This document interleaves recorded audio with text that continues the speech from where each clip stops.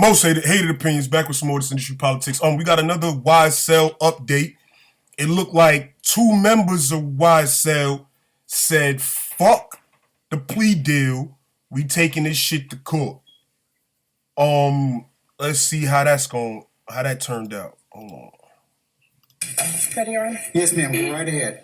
Your Honor, as it relates to Mr. Tenquarius Mender, Mr. Mender is charged with count 1 of the indictment, conspiracy to violate the Racketeer Influence and Corrupt Organizations Act, which carries a sentence of 5 to 20 years. Mm-hmm. He's also charged with count 44 of the indictment, which is possession of a weapon by an incarcerated individual, which carries a sentence of 1 to 5 years. Okay. Count 45, possession of a telecommunication device by an incarcerated individual, which carries a sentence of 1 to 5 years.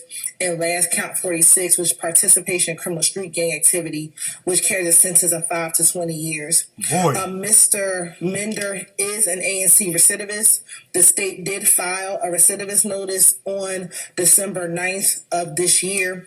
If Mr.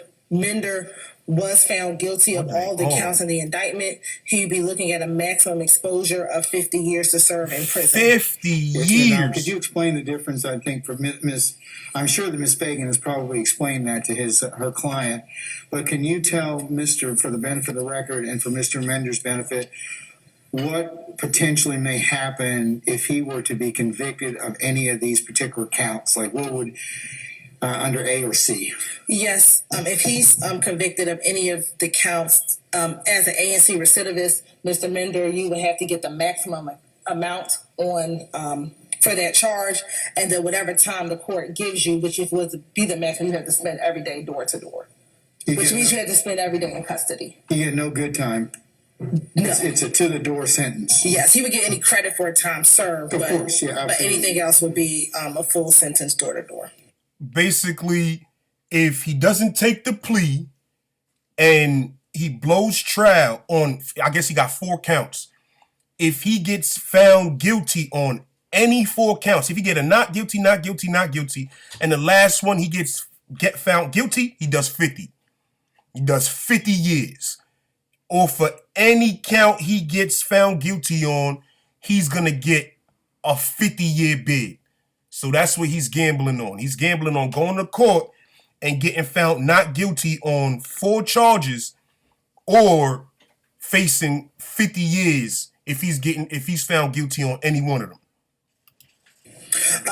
So his max is 50 years? Yes, Your Honor. Okay. And what's the state's offer? Yes, Your Honor. The state's offer for Mr. Mender as to count 1 is 16 years to serve 1 year, commuted to time served, with a balance of 15 years on probation.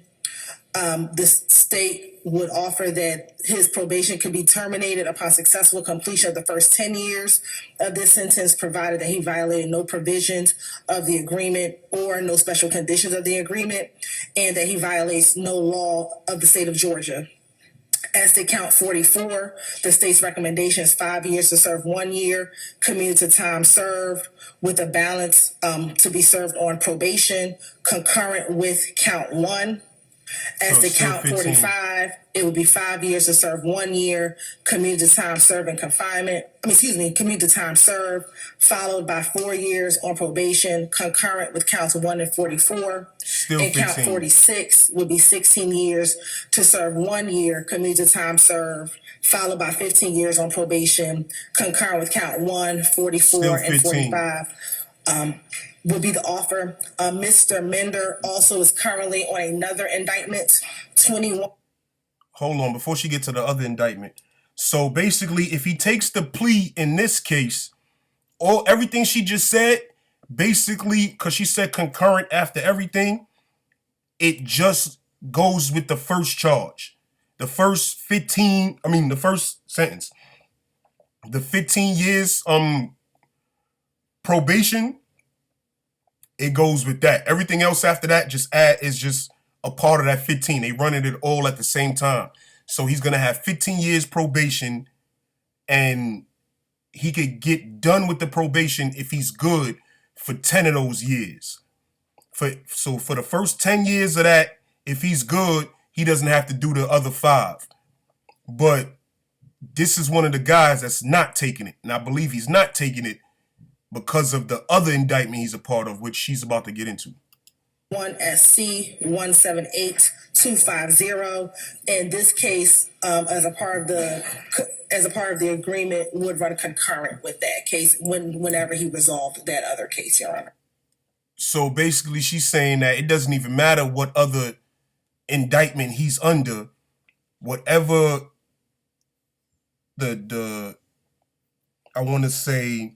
whatever the sentence is for this case, it would run concurrent with whatever he gets sentenced for in the other case. So if they give him 5 years probation in the other case, it still goes up under this 15 years probation that he got.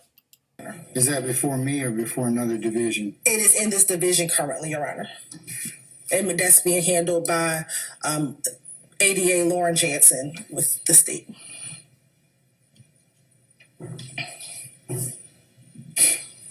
Does he have bond on that case ending in 250?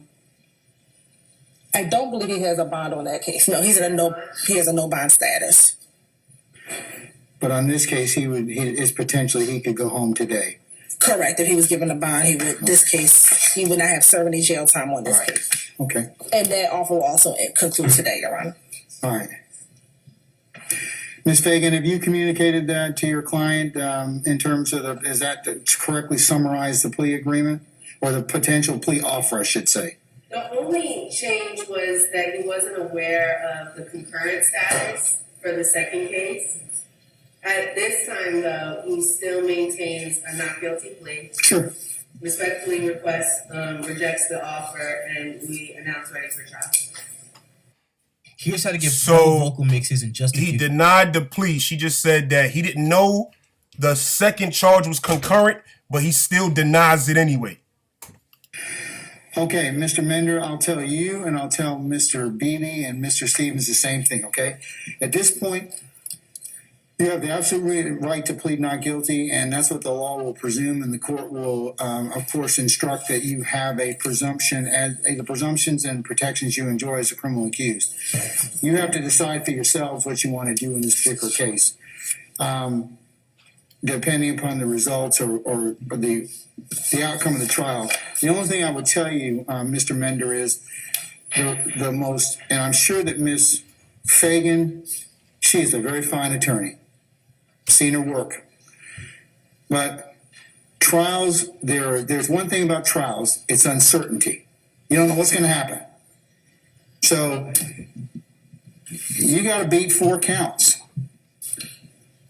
And if you don't beat them, what will happen is under this A&C recidivist statute, I have to, under the law, sentence you to the maximum sentence.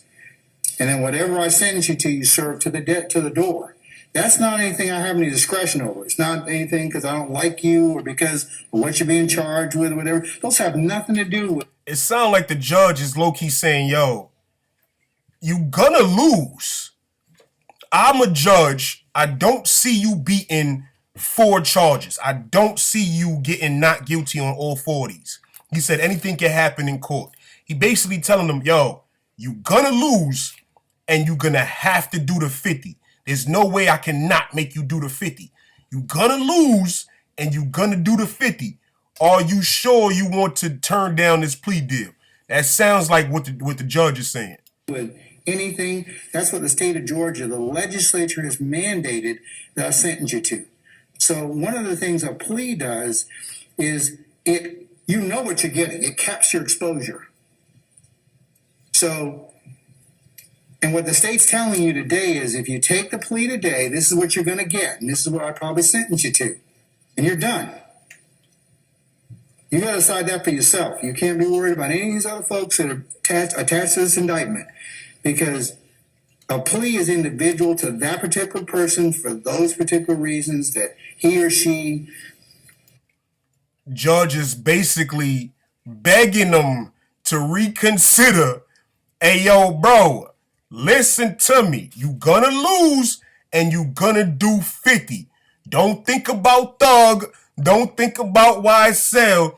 Think about yourself, because they not gonna do the 50 with you. You gonna do the 50. The judge is trying to let him know he about to slay him with this 50 if he don't want to take this plea. This nigga saying, yo, listen, take it to trial. I'm gonna take my chances because with this plea, y'all want me to tell, and I'm not gonna tell. Yo, hold on. He or she feels is of best interest to them, not anybody else. So if you want a couple minutes out to talk with Ms. Fagan about that, nobody will be the wiser. And certainly, but if you don't wish to do so, that's fine too. You'll get the fairest trial that the law demands and expects you to get. You will get that. I, as your trial judge, will make sure that that occurs. But one of the things I cannot do is I can't force the state at the end of trial to pull this recidivist notice. If you get convicted, they can maintain it, and you'll serve every day of it. And Ms. Fagan can ask them to pull it, and they can say no. I can't make them do that. So you've got a lot to think about. So I'll give you a few more minutes to... He only got a few more minutes because the lawyer said that the offer gets pulled today. So that means if he don't take the offer today, he can't sleep on it, wake up tomorrow and be like, you know what? That was a good fucking offer. Let me take it. It's gone tomorrow. If he don't take it today, it's gone tomorrow. To ponder that, because that is, when they file a recidivist notice, that is, that they have basically, in poker terms, they've called. Like, what do you want to do? So I'll let you think about that and you can let me... Yo, bro smiling like, I don't give a fuck what you talking about, nigga. Trial. Fuck what you talking about. Trial, nigga. The lawyer's like, oh my God, I told him everything you're saying, Judge. I told him, and he still says trial. I think trial's the only word he knows. She got that look in her eye like, damn, my nigga, I'm gonna lose a fucking case because this motherfucker don't want to take the plea. And this nigga grinning like, yeah, y'all niggas think that I'm a motherfucker take this plea. I got me fucked up. I'm gonna go do this 50. You know, and if not, then we'll see you next week for trial.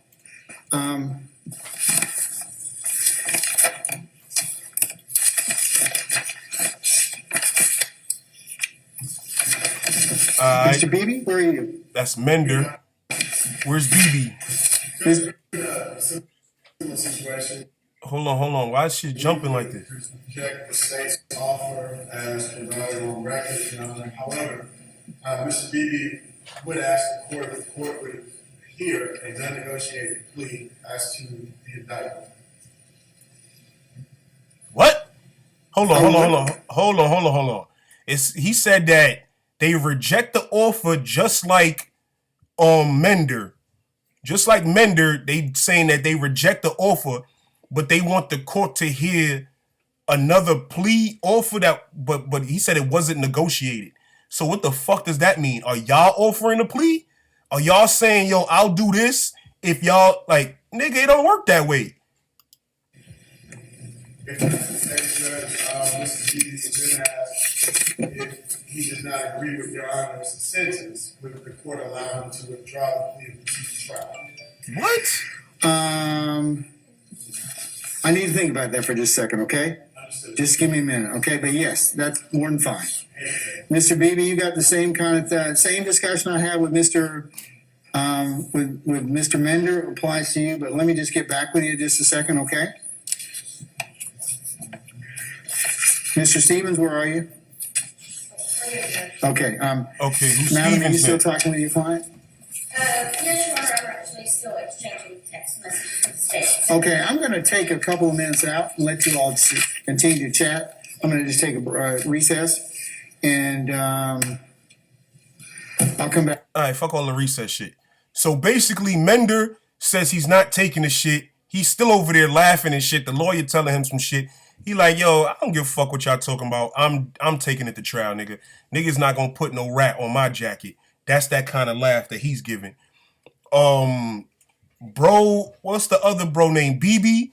Bebee said some shit that I never even heard of. Bebee said, I'm gonna deny the same plea, But I want to offer my own plea and see if that could be the new plea. And if I don't like the sentencing that the judge gives me in the new plea that I'm offering, the non-negotiated plea, then I want to take it to trial too.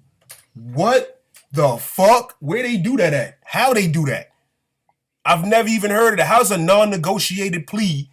That's basically saying both sides didn't talk about this plea. So if both sides didn't talk about the plea, then only one side brought the plea up. And if only one side brought the plea up, it gotta be the defendant side, because the prosecutor side, oh shit, I could be wrong, could be the prosecutor side, but he's saying it wasn't negotiated, like they didn't agree to it. They didn't agree to it, so he wants the judge to hear a different plea. But either way, I believe, I don't know if the Bebee dude is gonna do 50 if he denies his plea, but it looks like this dude Mender is doing 50. He denies his plea, he's doing 50. So they got people that taking a plea, they going home on the same day, and you got these two that's denying a plea, and they looking like if they blow at trial, they do 50. So there's both sides. There's both sides. Niggas that said no to the plea. Niggas that said yes to the plea. Now it's on you to judge. If you a YSL member, which one you doing? Are you taking the plea or you denying the plea? Because you got to think about it. They not offering Thug a plea deal. Thug is not going to get the offer that all of these people getting. So if this dude is doing 50, it stands to reason that Thug can't get no less than 50. If he blow trial, Thug is not getting no less than 50. Because you can't have a nigga under him in the RICO getting 50 and Thug gets 20 or 30. He's going to get 50 plus if this dude gets 50. So we going to leave that bitch right there. Most hated opinions. I'm out this bitch.